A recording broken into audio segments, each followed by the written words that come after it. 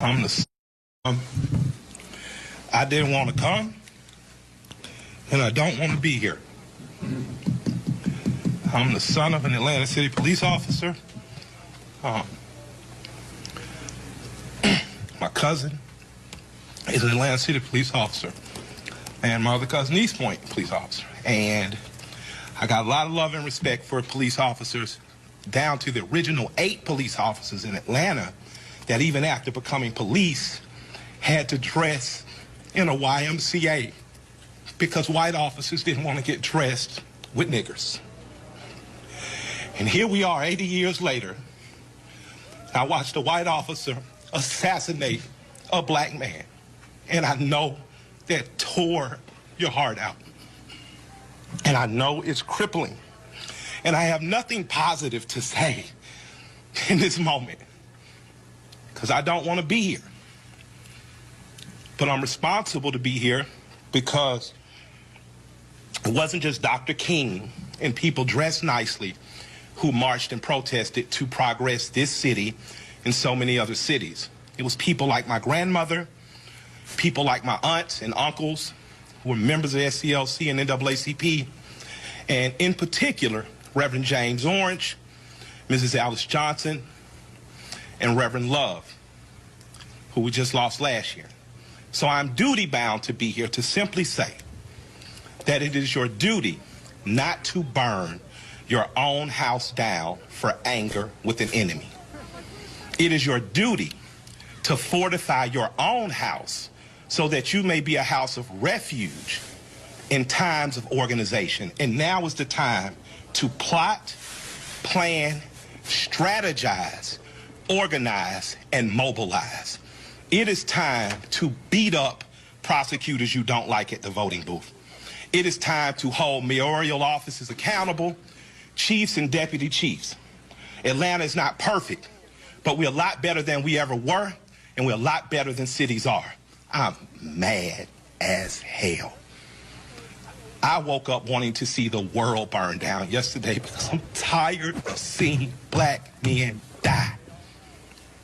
He casually put his knee on a human being's neck for 9 minutes as he died like a zebra in the clutch of a lion's jaw.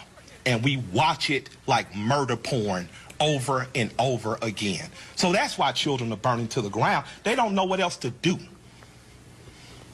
And it is the responsibility of us to make this better right now. We don't want to see one officer charged. We want to see 4 officers prosecuted and sentenced. We don't want to see targets burning. We want to see the system that sets up for systemic racism burnt to the ground. And as I sit here in Georgia, home of Stevens, Georgia, former vice president of the Confederacy, white man said that law, fundamental law, stated that whites were naturally the superior race, and the Confederacy was built on a cornerstone. It's called a cornerstone speech. Look it up. The cornerstone speech that blacks would always be subordinate. That officer believed that speech because he killed that man like an animal. In this city, officers have done horrendous things and they have been prosecuted. This city's cut different. In this city, you can find over 50 restaurants owned by black women. I didn't say minority, and I didn't say women of color. So after you burn down your own home, what do you have left but char and ash? CNN? Ted did a great thing. I love CNN, I love Cartoon Network, but I'd like to say to CNN right now, karma's a mother. Stop feeding fear and anger every day. Stop making people feel so fearful. Give them hope. I'm glad they only took down a sign and defaced a building and they're not killing human beings like that policeman did. I'm glad that they only destroyed some brick and mortar and they didn't rip a father from a son. They didn't rip a son from a mother like the policeman did. When a man yells for his mother in duress and pain and she's dead, he is essentially yelling, please God, don't let it happen to me. And we watch that. So my question for us on the other side of this camera is after it burns, Will we be left with charred, or will we rise like a phoenix out of the ashes that Atlanta has always done? Will we use this as a moment to say that we will not do what other cities have done, and in fact, we will get better than we've been? We got good enough to destroy cash bonds. You don't have to worry about going to jail for something petty. We got smart enough to decriminalize marijuana. How smart are we going to be in the next 15 or 20 years to keep us ahead of this curve? So that much like when South Africa suffered apartheid, you had Andy and other politicians that could make sure that Atlanta said, Coca-Cola, we love you, but if you don't pull out of South Africa, we're going to leave. We're not going to drink Coca-Cola anymore. Coca-Cola jumped on their side and apartheid ended. So we have an opportunity now. Because I'm mad, I don't have any good advice.